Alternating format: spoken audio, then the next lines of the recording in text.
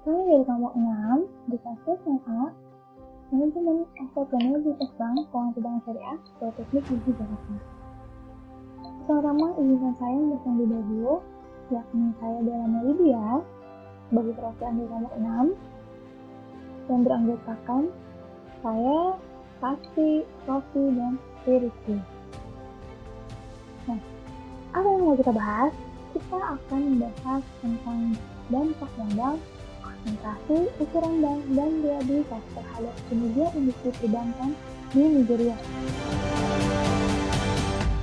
Presentasi ini merupakan rangkuman dari International Journal of Economics and Financial Research 2018 yang ditulis oleh James Adelito yang berasal dari Universitas Ibrahim Badamasi di Sabang di Nigeria tersebut. Kita langsung ke timeline.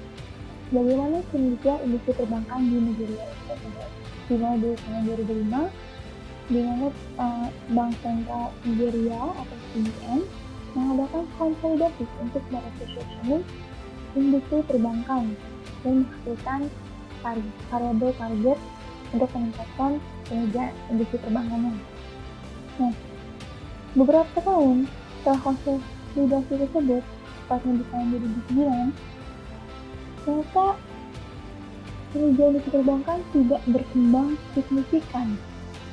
Justru masih buruk dengan variabel konsolidasi yang disebut. Lalu di tahun 2012, studi terhadap kinerja industri perbankan Nigeria dimulai. Studi ini ditujukan untuk menyelidiki faktor-faktor yang menentukan kinerja profitabilitas bank di Nigeria. Di 2012 sampai ke 2015, hasil studi terakhirnya masih ambigu dan juga tidak terkontrol oleh tingkat pertumbuhan ekonomi yang merupakan salah satu faktor yang menentukan kinerja industri perbankan di Nigeria. Dan kemudian di tahun 2018 penelitian Oblique ini hadir gitu untuk membahas tentang faktor-faktor yang menjelaskan kinerja perbankan di Nigeria dan untuk membantu mengevaluasi secara objektif kelayakan dari variabel yang ditargetkan konsolidasi di tahun 2005 tersebut.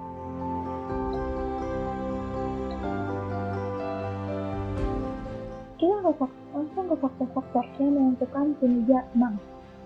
Sebelumnya, faktor-faktor yang menentukan kinerja bank ini dibagi menjadi dua variabel endogenous dan exogenous. Variabel exogenous ini maksudnya variabel yang berasal dari internal perusahaan atau manajer itu sendiri. Lalu variabel exogenous ini yang berkaitan dengan faktor-faktor di luar perusahaan seperti ekonomi, cuaca, kondisi ekonomi dan kondisi di luar bank yang lebih kepada kondisi ekonomi makro. Nah, langsung aja kita ke faktor yang pertama adalah faktor mengenai ukuran bank. Ukuran bank ini dianggap mempengaruhi aktivitas bank dalam mengakses modal, memobilisasi simpanan, memberikan pembiayaan, berinvestasi, sampai pada reputasi bank itu sendiri. Jadi nilai bahwa ukuran banknya makin besar, berarti reputasi banknya makin baik. Nah, selanjutnya faktor modal. Modal ini memainkan peran penting dalam operasi bank untuk mendaftar dan memulai bank sebelum sumber pendanaan mulai masuk. Ini termasuk faktor pertama yang harus dipenuhi oleh bank. Selanjutnya adalah konsentrasi. Konsentrasi ini dilakukan melalui pengurangan kompetisi dan permintaan efisiensi akan kaitan uang.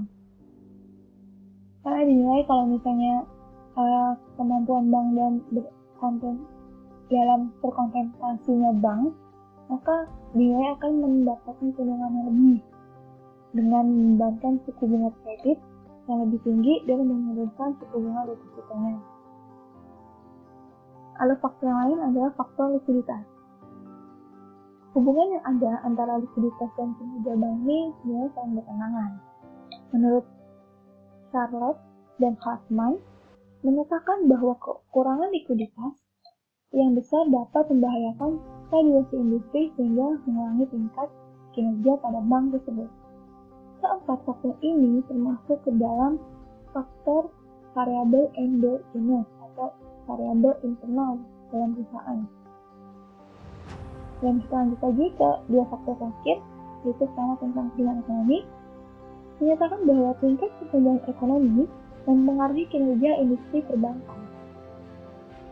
Seperti yang dinyatakan Gallery dan Shaw berpendapat bahwa industri perbankan yang terorganisir dan berfungsi dengan baik diperlukan untuk pertumbuhan ekonomi.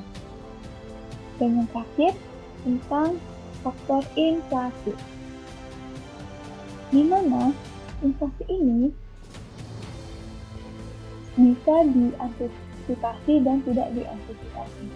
Dan jika inflasi sebenarnya diantisipasi dan tingkat bunga ditetapkan dengan pertimbangan inflasi tersebut, ini akan membuat pendapatan lebih cepat dari biaya, maka akan berdampak positif pada profitabilitas dan kinerja bank. Yang kedua, faktor-faktor ini masuk ke dalam faktor eksogenous perusahaan. Selanjutnya kita ke metodologi penelitian. Apa sih metode yang digunakan oleh perusahaan ini?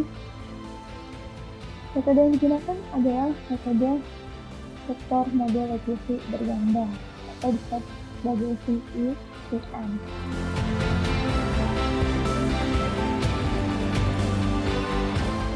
Langsung saja ke hasil empiris dari interpretasi hasil metode CECM ini, kita dapatkan beberapa hasil. Yaitu yang pertama, hasilnya menyatakan bahwa cukupan modal dapat meningkatkan kinerja bank. Ini maksudnya apabila terjadi kecukupan modal, maka dapat meningkatkan kepercayaan diri bagi bank, serta dapat menangani nasabahnya, memberi banyak pembiayaan, serta mampu untuk berinvestasi lebih banyak, dan dapat meningkatkan kemampuan bank terhadap tidak stabilan finansialnya.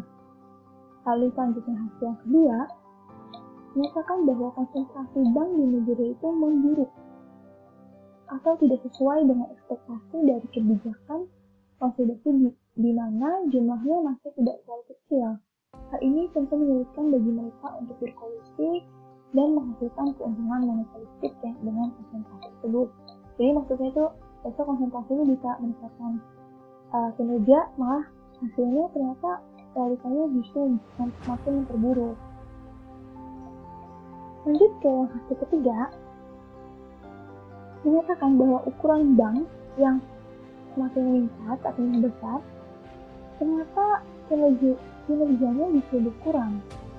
Ini berkaitan dengan likuiditas, di mana peningkatan likuiditas yang meningkatkan likuiditas pada bank yang makin besar gitu, yang dapat mempengaruhi kinerja. Karena kalau ukuran bank yang besar, hal ini dapat mengurangi dana untuk aset produktif dan mempengaruhi untuk investasi sehingga bisa mengurangi profit yang mungkin akan didapatkan. Jadi kenapa bisa dibilang kayak gini? Karena semakin besar, itu dapat mengurangi dana untuk aset produktifnya, sehingga akan mengurangi profit yang mungkin akan didapatkan. Hasil yang keempat, yaitu menyatakan bahwa pertumbuhan ekonomi tidak sejalan dengan peningkatan profit. Karena ternyata di negara ini banyak barang-barang yang diekspor adalah berasal dari penerimaan kecil yang tidak mendapat pembiayaan dari bank. Seharusnya seiring dengan pertumbuhan ekonomi, harusnya makin banyak produk bank yang dikonsumsi oleh masyarakatnya. Dan hasil yang terakhir, ditemukan bahwa adanya hubungan positif yang tidak signifikan antara inflasi dengan kinerja bank di negara. Ini dikaitkan dengan dua faktor, yaitu suku bunga pinjaman yang dibebankan bergerak dengan inflasi atau berlawanan dengan inflasi tetapnya. Dan bank-bank yang mengantisipasi inflasi ini mengantisipasinya ke dalam bunga yang dibebankan pada peminjam sejak awal yang ditujukan untuk memperbanyak pendapatan. Dan dari hasil empiris ini semua, kita dapat kesimpulannya bahwa analisis Penelitian yang menggunakan metode CSRM ini menunjukkan bahwa utang bank, konsentrasi, likuiditas memberikan dampak yang negatif, sementara capital adequacy atau kecukupan modal memberikan dampak yang positif pada kinerja industri perbankan. Kemudian pada pertumbuhan ekonomi menunjukkan hasil negatif tetapi tidak memberikan efek signifikan, dan inflasi menunjukkan hasil positif tetapi juga dampaknya tidak begitu signifikan terhadap industri perbankan. Dan dari kesimpulan, jurnal ini merekomendasikan hal-hal untuk merepositioning kinerja industri perbankan negara menjadi lebih baik, yaitu dengan saran pertama terkait dengan modal. Modal ini harus ditekankan aturan kecukupan modal karena ini ada aspek penting dan hasilnya dalam metode yang dilakukan itu menghasilkan hasil yang positif. Yang kedua, tentang konsentrasi bank, bahwa sebaiknya bank-bank di negara itu tidak usah terkonsentrasi, lebih baik banyak bank walau kecil yang akan meningkatkan persaingan, yang justru akan mendorong persaingan antar bank dan memunculkan lebih banyak inovasi dalam pelayanan keuangan yang nantinya akan meningkatkan kinerja industri perbankan tersebut. Lalu, saran berikutnya itu tentang mengkategorisasikan. Bank seharusnya itu dikategorisasikan ke dalam ukuran yang berbeda dan diperbolehkan untuk memilih kategori apapun. Maksudnya sektor-sektor apapun yang akan dijalankan oleh bank tersebut sesuai dengan kapasitas, pengalaman, dan mode operasi mereka atau bank-bank tersebut. Dan selanjutnya saran mengenai inovasi produk layanan keuangan perbankan. Hal ini dimaksudkan untuk perbankan yang lebih inklusif dan ekonomi yang akan secara positif berdampak terhadap bank di negara ini. Dan rekomendasi terakhir dari jurnal ini adalah untuk meningkatkan mobilisasi deposit jangka panjang, karena deposit jangka panjang dinilai sebagai sumber vital dari likuiditas mereka. Tambahannya, memperkenalkan kebijakan cashless untuk mengurangi kelebihan jumlah perawatan tunai yang semakin mengurangi likuiditas bank. Nah, jadi itu teman-teman, pembahasan dari rangkuman jurnal The Impact of Capital, Modal, Size, Concentration, and Liquidity of the Bank Industry Performance in Nigeria. Jadi, semoga info yang dibagikan bermanfaat.